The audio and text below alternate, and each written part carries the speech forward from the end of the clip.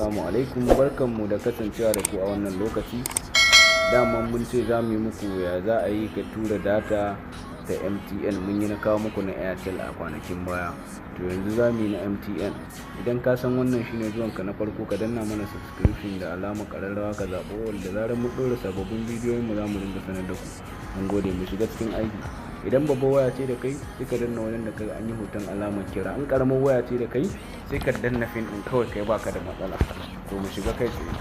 Da fari za mu danna star 131 sai mu danna hash, ma'ana alamun hash, ka danna kira. To gashi sun buɗo mana, kun gani ko?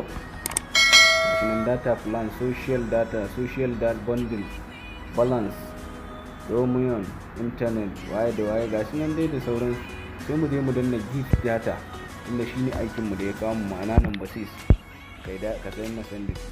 In ya buɗo ma sai ka nemi inda aka saka gani transfer from data balance, yes, inda kanan zaka tura. To mu daga nan zamu tura.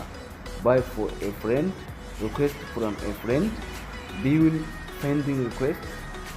Yawwa, to mu maganar mu ta farko zamu yi amfani da shi.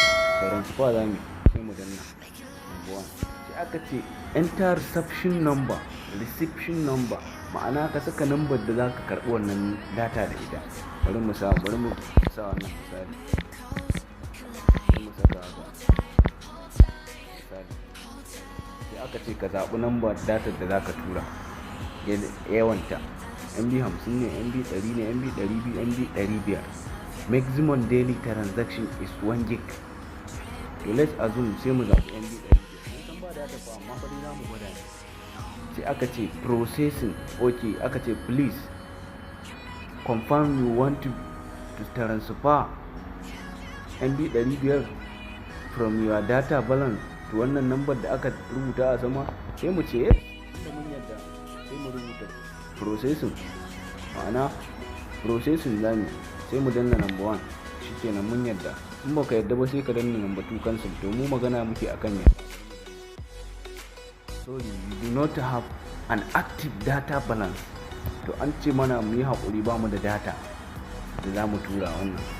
Amma cikin hikima ta Ubangiji, in dai ka bi wannan hanyar za ka yi transfer lafiya lau, babu wahala. Amma mun kawo wannan bidiyo ne fa ba wai don a cutar da wani ba, yawwa, saboda masu bukata ta musamman ta data. In kana soyayya, budurwarka za ta iya cewa ka tura mata. In kuma wanka ne yake wani gari, ko ƙanwarka ko ƴan uwanka ko yake makaranta, duk za ka iya taimaka masa. Mun gode. Idan ka san wannan shine zuwanka na farko, muna roƙonka ka danna mana alamar subscription, ka danna ƙararrawa, ka zaɓi all. Da zarar mun ɗora sababbin bidiyoyin mu za mu ringa sanar da ku. Sannan muna roƙonku ku yi mana liking, ku yi mana share ɗin wannan bidiyo don ƴan uwa su amfana. Mun gode.